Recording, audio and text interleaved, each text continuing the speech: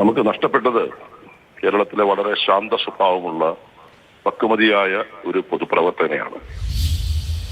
ഇബ്രാഹിം കുഞ്ഞ് രണ്ട് തവണ കേരളത്തിന്റെ മന്ത്രിയാകാൻ അവസരം കിട്ടിയിട്ടുണ്ട്. കുറെ നാൾ ശ്രീ കുഞ്ഞാലിക്കുട്ടി രാജിവെച്ചപ്പോൾ വ്യവസായ വകുപ്പ് മന്ത്രി എന്ന നിലയിലും ശ്രീ ഉമ്മൻചാണ്ടി മുഖ്യമന്ത്രിയായിരുന്നപ്പോൾ അദ്ദേഹം പൊതുമരാമത്ത് വകുപ്പ് മന്ത്രിയുമായിരുന്നു. ഒരു മന്ത്രി എന്ന ഭരണകർത്താവ് എന്ന നിലയിൽ ഒട്ടേറെ കാര്യങ്ങൾ നമുക്കറിയാം. ശ്രീ ഉമ്മൻചാണ്ടി കേരളത്തിന്റെ മുഖ്യമന്ത്രിയായിരുന്ന സമയത്ത് PWയിൽ വളരെയേറെ പ്രവർത്തനം നടന്നിട്ടുണ്ട്. നിരവധി പാലങ്ങൾ, സമയബന്ധിതമായി ഒട്ടേറെ പാലങ്ങൾ പൂർത്തീകരിച്ചു.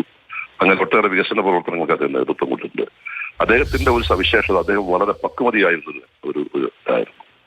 അസംബ്ലിക്കകത്തുമൊക്കെ അദ്ദേഹം മറുപടി പറയുമ്പോൾ അദ്ദേഹം വളരെ ചുരുങ്ങിയ വാക്കുകളിൽ ഹ്രസ്വമായി പറയാനുള്ള കാര്യങ്ങൾ പറഞ്ഞ് ഒരു പരാതിയുമില്ലാതെ ആളുകൾ ഒരു മന്ത്രി എന്ന നിലയിൽ അദ്ദേഹം പ്രവർത്തിച്ചിട്ടുണ്ട്.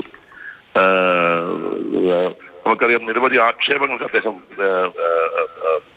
തീവ്രമായിട്ടുണ്ടെങ്കിലും അദ്ദേഹത്തിനെതിരെ ഉന്നയിക്കപ്പെട്ട ആരോപണങ്ങളോ ആക്ഷേപങ്ങളോ ഒന്നും തെളിയിക്കപ്പെട്ടിട്ടില്ല.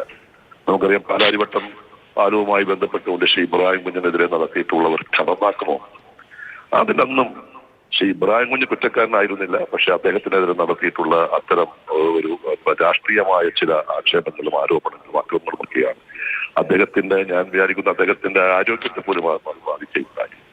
ഒരു MLA എന്ന നിലയിൽ അദ്ദേഹം വളരെ ഏറെ ജനങ്ങളുമായി ഇഴുകിച്ചേർന്ന് ജനങ്ങളുടെ ഒരു ഏത് പ്രശ്നമുണ്ടെങ്കിലും, ഒരു കല്യാണമുണ്ടെങ്കിലും, ഒരു ആവശ്യമുണ്ടെങ്കിലുമെല്ലാം അവിടെ ഓടിയെത്താനും സഹായിക്കാനുമുള്ള സന്മനസ് കാണിച്ചിട്ടുള്ള വ്യക്തിയാണ്.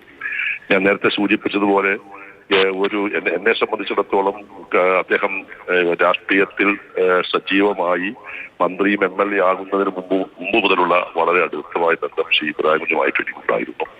ഞാൻ അദ്ദേഹം മന്ത്രിയും ഞാൻ MLA ആയിരുന്നപ്പോൾ ഒട്ടേറെ സഹായങ്ങൾ അദ്ദേഹം എന്റെ നിയോജകമണ്ഡലത്തിൽ പ്രത്യേകിച്ച് ചെയ്തിട്ടുണ്ട്. ഞാനിപ്പോൾ നന്ദിയോടുകൂടി ഓർക്കുകയാണ്. വ്യക്തിബന്ധം കാത്തുസൂക്ഷിക്കുന്നതിൽ ശ്രീ ഇബ്രാഹിം കുഞ്ഞ് കാണിച്ചിട്ടുള്ള ഒരു സമീപനമുണ്ട്. അത് ആർക്കും വിസ്മരിക്കാൻ കഴിയില്ല. അദ്ദേഹത്തിന്റെ രാഷ്ട്രീയ എതിരാളികൾ ശ്രീ ഇബ്രാഹിം ഉണ്ടായിട്ടില്ല. രാഷ്ട്രീയ എതിരാളികളോട് പോലും വളരെ നല്ല രീതിയിൽ പെരുമാറാൻ അദ്ദേഹം സന്നദ്ധനായിട്ടുണ്ട്. ആർക്കുമെതിരെ ഒരു അടിസ്ഥാനരഹിതമായ ഏതെങ്കിലും ആക്ഷേപം ഉന്നയിക്കുന്നതിനോ ആർക്കുമെതിരെ ഏതെങ്കിലും വിദ്വേഷം ഉയർത്തത്തക്ക രീതിയിലുള്ള ഒരു സംസാരം നടത്തുന്നതിനോ ഒരിക്കലും ഇബ്രാഹിം തയ്യാറായിട്ടില്ല.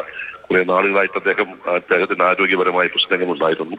അപ്പോഴും അദ്ദേഹം രാഷ്ട്രീയത്തിന്റെ മുസ്ലിം ലീഗിന്റെ പ്രവർത്തനത്തിലും UDFന്റെ പ്രവർത്തനത്തിലുമൊക്കെ മനസ്സുകൊണ്ടും അതുപോലെ തന്നെ പ്രവർത്തനം കൊണ്ടുമൊക്കെ അദ്ദേഹം സജീവമായിരുന്നു. ലീഗിനെ സംബന്ധിച്ചിടത്തോളം നമുക്കറിയാം, ലീഗിന്റെ ഒരു മധ്യ കേരളത്തിലെ ഒരു മുഖമായിരുന്നു ശ്രീ ഇബ്രാഹിം. അദ്ദേഹത്തിന് ഇന്ത്യൻ യൂണിയൻ മുസ്ലിം ലീഗിന്റെ പാണക്കാട്ട് കുടുംബവുമായിട്ടുണ്ടായിരുന്ന അടുത്ത ബന്ധമൊക്കെ അദ്ദേഹം സ്വന്തം താല്പര്യത്തിന് വേണ്ടിയിട്ടല്ല, അതെല്ലാം UDFനും അതുപോലെ തന്നെ ജനങ്ങളുടെ നന്മയ്ക്ക് വേണ്ടി ഉപയോഗിക്കാൻ അദ്ദേഹം തയ്യാറായിട്ടുണ്ട്. ഒരു സുഹൃത്ത് എന്ന നിലയിൽ, ഒരു രാഷ്ട്രീയ പ്രവർത്തനം എന്ന നിലയിൽ, സഹപ്രവർത്തന നിലയിൽ അദ്ദേഹത്തിന്റെ വിയോഗം എന്നെ വ്യക്തിപരമായി ഒട്ടേറെ ദുഃഖത്തിലാക്കിയിട്ടുണ്ട്. അദ്ദേഹത്തിന്റെ കുടുംബത്തിനോടും അദ്ദേഹത്തിന്റെ മകനോടുമുള്ള അനുശോചനം ഞാൻ ഈ അവസരത്തിൽ രേഖപ്പെടുത്തുകയും ചെയ്തു.